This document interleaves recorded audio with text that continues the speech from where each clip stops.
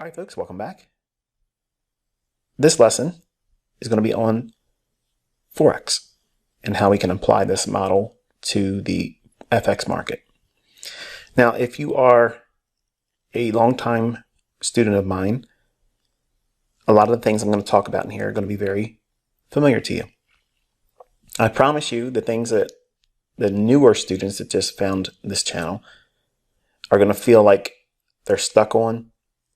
Majority of it is in the free lessons in this YouTube channel. Okay, so I'm going to count you to go through those videos and you'll get your answers there. Okay. All right, so if we're looking at the euro dollar, and I'll let you know that's what this is. This is the daily chart for euro. I want you to take a look at how price moved above these relative equal highs right here. Now, once it did that, this took the buy side or buy stops out of the marketplace here. Then it started going lower. What would it likely be reaching for next? Well, it took buy side out here. What do you think's resting below here?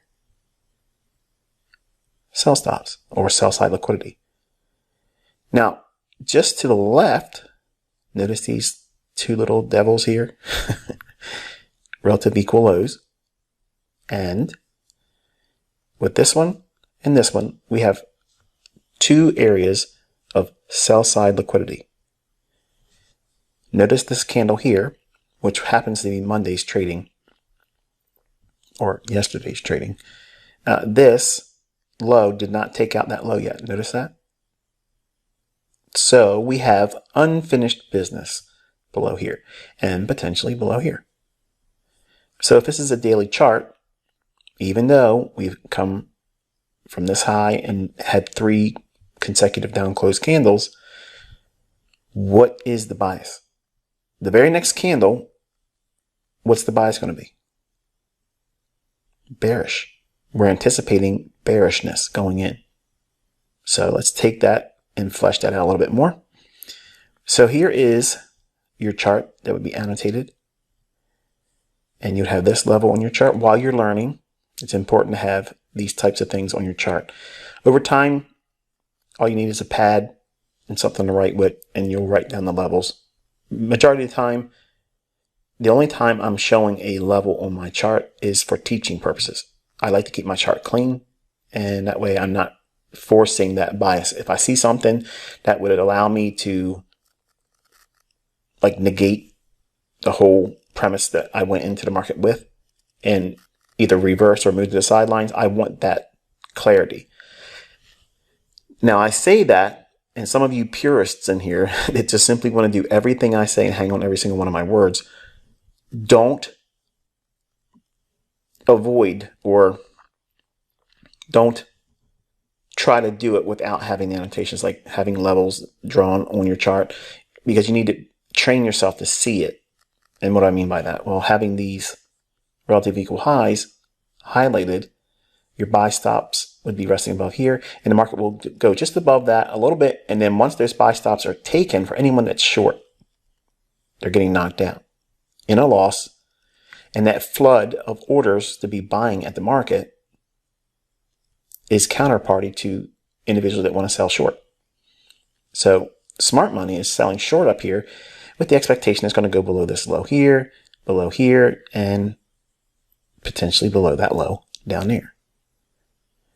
So today's trading, we had the open. It rallies up a little bit, then careens through the short-term low here and below the relative equal lows here. Not by much. We'll see it, but it's still there. Now, what level on the downside after this day closed, if we're looking for lower prices, what could we expect it to draw to? Obviously below here and below here, but what price level? 109, big figure. So the big figure numbers, okay, or the zero levels, they're very influential because there's lots of liquidity that is used around those levels. A lot of commerce, a lot of business transactions that come in just for the sake of simplicity. 0 level, the 20 levels, the 50 levels, and the 80 levels. So I dub them institutional price levels. I teach that in the free videos in this YouTube channel too. All right, so we're going to drop down to an hourly chart, but before we get into that, I'm going to revisit the swing trading idea that I taught. Highest up close or opening in this retracement up, and the lowest open or close is here. So I left the highlighted candles so you can match that up on yours. And then we have this old low. So below this old low, if it goes below that, how many pips can it go below that? Well, we have the big figure 109, right? Remember the previous chart here? Watch. Over here, that's essentially the 1.09 big figure. So do we have any levels in here on the fib that correspond to that? Well, we have 1.0919. That's possible. Then we have 1.09101. That's another level that's possible. And we have 1.09011. Essentially almost the big figure, right? So we have a standard deviation from this swing to here. If this is broken, these are only true if this low is broken. Okay? So this is a fulcrum point, and this is a fulcrum point. So how do we know which level we're going to aim for? Well, we have those relative equal lows at the 109 big figure level. And then we have our fib calling for these levels down here. And the lowest one, without going through 1.09, is this one here.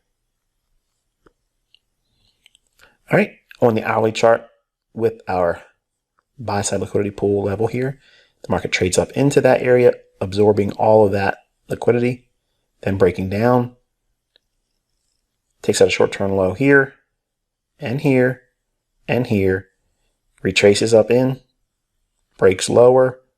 Then we go into today's trading, the 5th. Prior to the day starting, we know that it's likely to draw below here and then down to that 109 big figure. You have a lot of convergence around that 109 big figure. At the beginning of the day at midnight, New York local time, that's going to be right in here. If we see the market rally up, which is what we want to see. We want to see a protraction in the marketplace where it starts to go against the expected direction of the move intraday.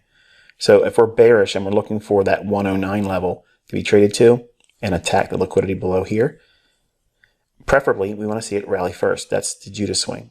Okay, that market protraction is what we're looking for manipulation, part of my concept Power 3, which is accumulation, manipulation, distribution. Okay, so once the day begins at midnight, we're anticipating a move up. What's it going to be trading up into? This imbalance in here. Okay, so once it does that, it kind of like forms the daily high. And then the rest of the day, you're going to be looking for distribution throughout the day, looking for lower prices. So inside that little shaded area, we're going to use that going forward. So let's drop down to a lower time frame. 15-minute time frame. Here is that imbalance. It doesn't look that clean on a 15-minute time frame, but the hourly is what we're framing it on. Okay. So the market trades up into that. Here is the midnight New York local time candle on the 15-minute time frame. Chart. Opening price is here. Extend it out throughout the day. That is your midnight New York candle opening price. Preferably, if we're selling short, we want to see price trade above this opening price. This is where smart money is accumulating short positions. See that? So the algorithm goes higher, once more higher, once more higher, and then again right here, and then begins its descent into the daily range low. Now what's occurring here, this is not buying and selling pressure. The algorithm is offering constantly price above this opening price. Now, every single time it rallies up, just because it does that doesn't necessarily mean that's a time for you to get in. But when you couple that with time of day and price, it becomes a lot better. Notice we have an imbalance in here. So the fair value gap there, and price runs up during the New York open kill zone. Okay, so I dubbed this specific time of day between 7 o'clock in the morning New York time to 10 o'clock in the morning. This is specific to Forex. Okay, these times are specific to FX pairs. If you're going to trade an index, don't worry about that. You can work with the 8:30 to 11 o'clock New York local time. But for Forex, the algorithm is going to operate on these specific elements of time. So if we're looking at this imbalance here, the market runs up and it overshoots the imbalance a little bit, but what's it really go to?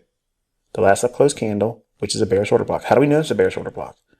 Because we have the imbalance here, and it's trading back up into after a nice move lower. So this displacement, fair value gap, last up close candle, touches it, there's your bearish order block. Dropping down into a 5-minute chart, everything being as it was on the 15, that's that order block here, just being shown on a 5-minute chart. But I'm adding now the annotation of the New York open kill zone. 7 o'clock in the morning begins here at the end of that line segment, and 10 o'clock is here. So everything underneath this end of the trend line here and below this part of it, this all is during the New York open kill zone. So you're hunting your setup for Forex pairs within that little block of time. So during this time, you're hunting your setup. What price are you looking for? Preferably at or just above the opening price at midnight. Now, if you are a New York session trader, you want to refer to the opening price at midnight, but then you want to recalibrate at 8:30. And we'll look at that in a moment. But for now, just notice, looking at this particular day on the economic calendar, we had a high impact news driver at 10 o'clock in the morning. It was the ISM Services PMI number.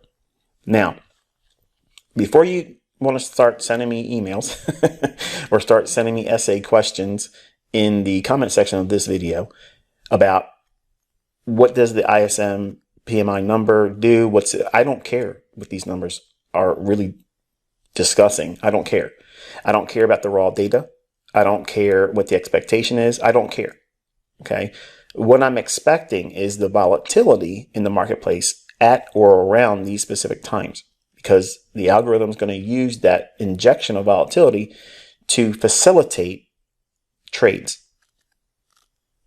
Now, is it trying to give you good trades? No. It's trying to move and rebook and reprice to levels to allow those in the know to participate. It's a rigged game. You're not supposed to be in it. Not consistently profitable, let's say it that way. But for those that are in the know, they're looking for these types of signatures and price action. So they know what they're looking for in terms of when they're going to operate. So as a technician, they're looking for a specific element of time, which is encapsulated with this segment right here, 7 o'clock to 10 o'clock. So that little bracket of time right there on a 5-minute chart, you're hunting your setup. What is the thresholds that make it high probability? Well, if you're going short or looking to go short and you want to be above the midnight opening price, that's here, extended out in time. But now once we hit this order block here, that was during the early stages of the New York Open, right around the 7 o'clock hour. The market drops and then retraces back into that news driver here at 10. So what's happening here is, look closely with this swing low. It went below this low here, and then it rallied back up once more above the opening price at midnight. Does it take out this high? No. Why doesn't it take out this high? Because it has an imbalance here. That imbalance tells you this is an intermediate term high. If we're bearish, it shouldn't take this high out. Now, again, I mentioned this in a recent video. I think, if I'm not mistaken, it was episode 12. I'm going by memory, so please don't roast me in the comment section if that's the wrong one. But it's basically what I'm talking about: intermediate term and short term and long term highs and lows, or swing highs and lows. An imbalance or a fair value gap associated with a swing high or swing low. In this case, this is an intermediate term high. Not because it just simply has an imbalance, but because the narrative is we're expecting lower prices, and it went above the opening price at midnight, and the imbalance there when it retraces back up into this fake run ahead of the news driver at 10 o'clock, the news, if you will. This movement here is only running right back up into the bearish order block. Last up close candle, the body. I don't like to use these long tails and wicks. I'll refer to them, but I like to prefer to annotate if I'm going to show it in my examples, or look to price returning back to the body of the candle. Right there. So this return into that order block sets the stage for another move lower. We get a swing high, lower high to the right of this candle, and a lower high to the left of it here. So we have 3 candles making a swing high. So we start looking for displacement and movement lower. But looking closer, after we had that shift in market structure here on a 5-minute chart, it retraces back up, fair value gap, bearish order block, and news. This is the wild card. Okay, when you have high impact news drivers, this is going to many times scare you out of the trade or stop you out. In other words, if you went short back here and you started trailing your stop loss, this is what that's designed to do, take you out. So if you're short back here or here or here, how are you protecting the trade? You're putting a buy stop above recent swing highs. So they're jamming it up against that, back above the opening price, because your buy stop is going to flood the market with buyers willing to pay at a higher price than it was here before it runs higher. And you're going to buy, or those individuals that had those stops, they're going to buy the counterparty side of the smart money that wants to sell short. Because every buyer has to have a seller, every seller has to have a buyer. So that's what's occurring here. But inside this shaded area, I want to show you how this model is applicable here in FX. So here's the 4-minute chart. We were just looking at 5. So we start stripping down this price leg here. And we're looking for any fair value gap. Do you see it? Pause the video, look for it. All right, I'm about to show you. This candle's low, this candle's high, there's your fair value gap. Isn't it interesting how this goes right up in there, closes that in, then and only then the market starts to aggressively run below the short-term low here, and then reaching into our objective down here at that 109 big figure. Now, it doesn't quite get to 1.09 even, but it does get to our Fibonacci extension for the standard deviation. It does get down to the old relative equal lows on the daily chart, which is what that blue line is. And look at the bodies respecting that level. Not much movement below it. Now, for all of you raw dogs out there, okay, this is too much, Michael. You're overcomplicating it. You're confusing me, Michael. You're talking about the midnight candle for the opening price, and now you're talking about the 8:30. Which one do I use? Why do I use it? This, that, and thing. All right. If you're going to be trading FX, you're going to be using the 8:30 in the morning for New York session trades. But refer to the New York open at midnight as well. If the opening price is lower at the 8:30 than that of the opening price at midnight, use the lower one. Reason why is you want to set the minimum threshold for a Judas swing or a market protraction to the upside when you're bearish.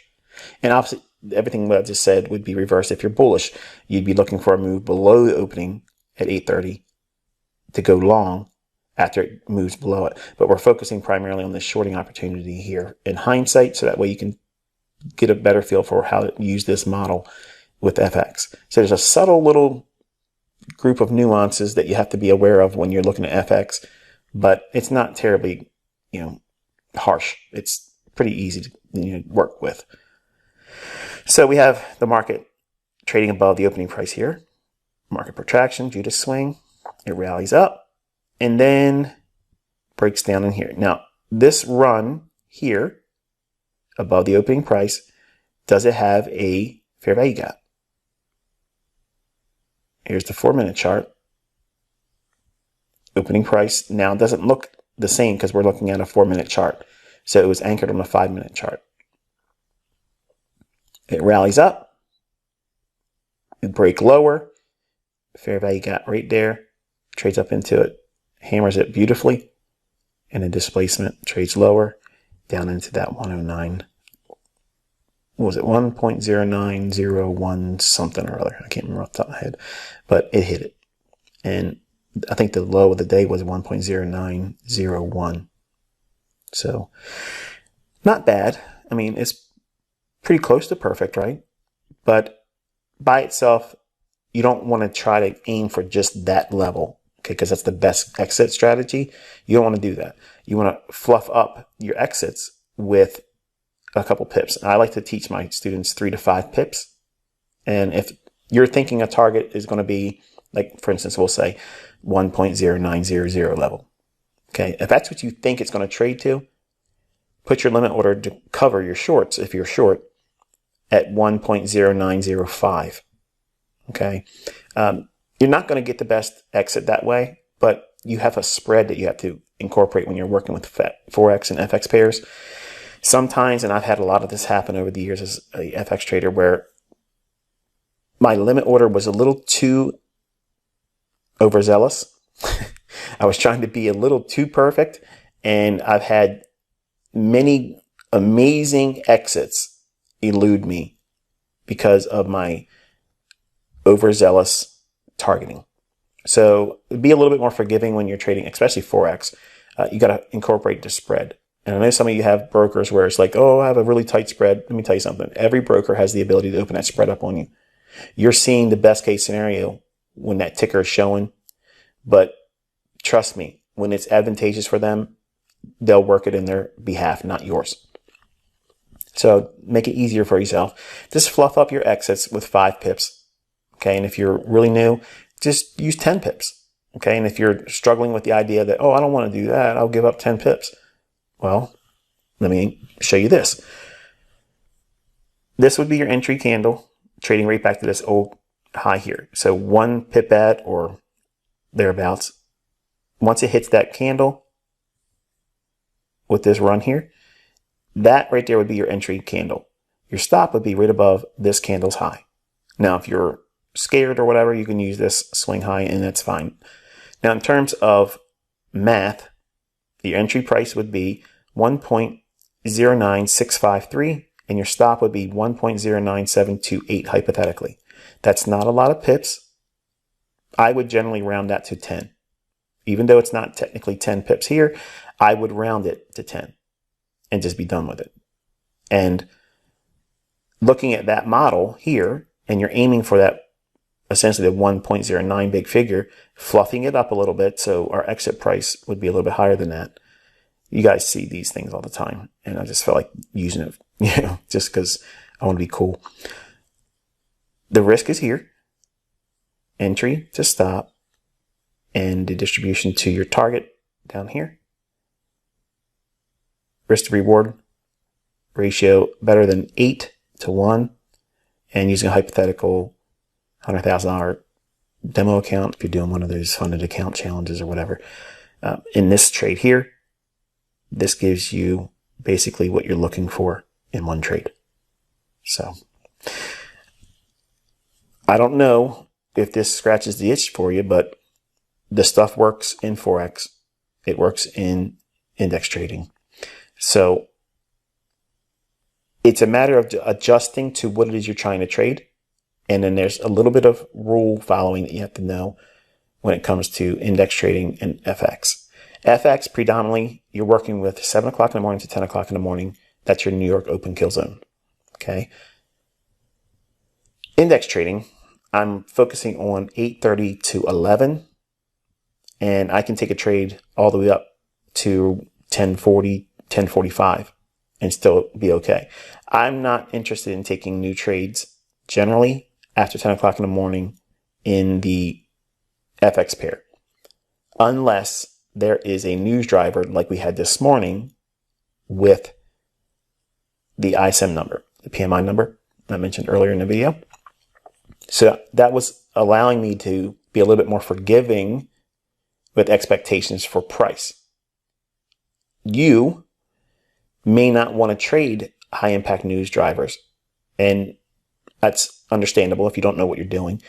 but don't be afraid of them. Now, with the economic counter having that high impact news driver at 10 o'clock, that extends the New York session kill zone into the 11:30 time window because the volatility that it will bring in. Now, I didn't take this trade. I haven't taken any FX pair trades at all. Not for 2022 at least. But if you're looking at a model that works in index futures, you're looking at that 8:30 to 11 o'clock window. And if you're trying to apply this model to FX, it's 7 o'clock in the morning to 10 o'clock in the morning. Now, the high impact news drivers that come out after 10 o'clock,